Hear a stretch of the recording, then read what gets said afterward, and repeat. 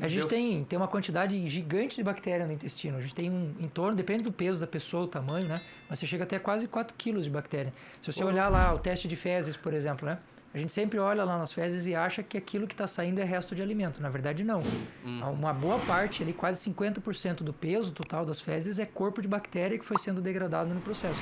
Então, é interessante a gente olhar isso. E eu me lembro de uma paciente que eu atendi, uma menina muito engraçada, assim. E conversou, foi piadista e tal. Aí, durante a anamnese lá, que é a investigação que a gente faz, e aí, como é que tá a saúde do cocô? Ela olhou para mim e falou assim, pô, doutor, para um primeiro encontro, uma perguntinha brava essa, hein? Mas já para quebrar o clima. É uma coisa que a gente costuma não perguntar. E o incrível é que quando você conversa com a pessoa e fala assim, seu cocô boia ou não boia? A pessoa fala, cara, nunca vi isso. Os 3 macronutrientes que fazem parte da nossa alimentação são carboidrato, proteína e gordura. Existiu um estudo antigo, deve fazer uns 15 anos mais ou menos, que o cara fez uma pesquisa mostrando que o cocô que boia é porque ele tem muita gordura. E isso incrustou na nossa cultura, e muita gente passou a partir daí de dizer que o saudável é afundar. Na verdade, não é. Porque o ser humano ele precisa em torno de 30 gramas de fibras todos os dias. E fibra é uma coisa que boia, é madeira, é celulose. Se você faz um consumo de fibra suficiente, naturalmente o seu cocô já vai boiar. Segundo, nós temos lá as bactérias chamadas gram-negativas e a gram-positiva. A maioria das gram-positivas são boas para nós. E elas têm uma camada de lipoproteína. Lipo vem de lipídio. Então, se na degradação ali da digestão você tem uma boa quantidade de gram-positivas, que são as benéficas, o teu cocô vai boiar também. Se a gente for dividir ali carboidratos, que dá mais ou menos 40% da alimentação. Se você for fazer proteína, que dá uns 30% e o restante gordura, o que vai sobrar do substrato também boia. Então, na modulação intestinal, a gente parte do princípio de que um intestino saudável, ele tem algumas características, né? É o que boia, é o que sai em forma de uma bananinha madura, e você tem que ir no banheiro, em média, uma vez, no máximo, a cada 2 dias, ou o ideal é uma vez por dia, e o ciclo do intestino, ele coincide com o ciclo do cortisol. Então, quando dá o pico do cortisol lá por 9, 10 horas da manhã, você já tem que ter tido a tua vontade. Você pode não ir por opção. Tipo, não vou porque, sei lá, tô fazendo um podcast. Mas ele tem que te dar essa vontade até 9, 10 horas da manhã. 3, 4 vezes por dia, o cara tá com diarreia, é fétido demais. Cocô tem cheio de cocô, né? Nunca vai ser cheiroso. Mas aquele negocinho do cara fazer aquele... Os piores. Pum atômico, sabe? Que vai... Pesteiro, né? Aquilo ali tá com o intestino desregulado, tem que cuidar. A gente tem uma escala que a gente usa para ver o tipo de cocô, chama escala de Bristol.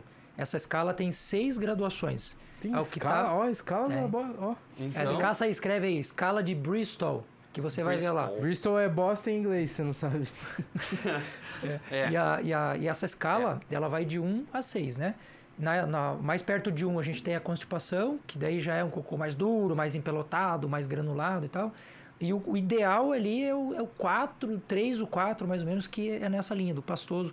E uma das condições que a gente leva em consideração é o cara sentar em 1 minuto.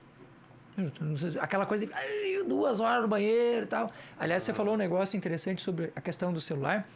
Tem um estudo que mostra que essa regulação hormonal que a gente tem no corpo depende do tesão que você tem naquilo que você faz. Então, por exemplo, eu sentei para comer. Comer não é encher o bucho e sair daqui com a barriga estufada. Ele tem toda uma performance. A gente tem todo um jogo de hormônios, leptina, grelina, colicistoquinina, que são hormônios que são produzidos no tesão de você sentar e comer. Eu falo para os meus pacientes sempre assim, uma pergunta idiota, mas uma pergunta interessante. Quantas vezes você diz bom dia pro pêssego? Quantas vezes você diz pro tomate bem-vindo no meu corpo? Tá? A gente não faz isso, cara. E a endorfina, que é um hormônio que está ligado ao prazer, ele também está presente, e esse estudo mostra que ele, na quantidade ele é maior até do que numa relação sexual, quando você senta para dar uma... Cara, e é bom demais, velho. É bom demais. Eu gosto. Meu Deus do céu. Agora, me resultou um par de hemorroidas isso aí. Se você levar o celular pro banheiro e a tua atenção concentrada estiver no celular, adeus endorfina.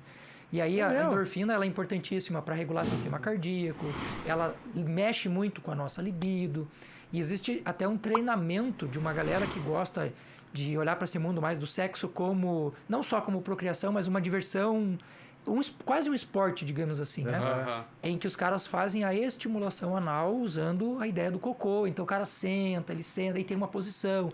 Aí a maneira certa é você botar embaixo dos pés um banquinho para levantar o joelho, para que o teu reto, que não é reto, né? Ficar na posição mais correta, para você ter o estímulo, aquela coisa toda. Então eu diria assim, levar o celular pro banheiro... Puta, primeiro que é uma baita contaminação, né, cara? Tem mais bactéria ali do que tem no vaso sanitário. Limpe. E a gente perde uma oportunidade interessantíssima de fazer regulação do nosso corpo. Você não vai ver nenhum animal na natureza distraído na hora dele fazer. Você vai olhar o gato, o cachorro, cara, ele tá concentradão, assim, só ele lá. Tá caindo o mundo em volta, o cachorro tá lá na grama, tipo, tá 300 pessoas olhando pra ele cagar.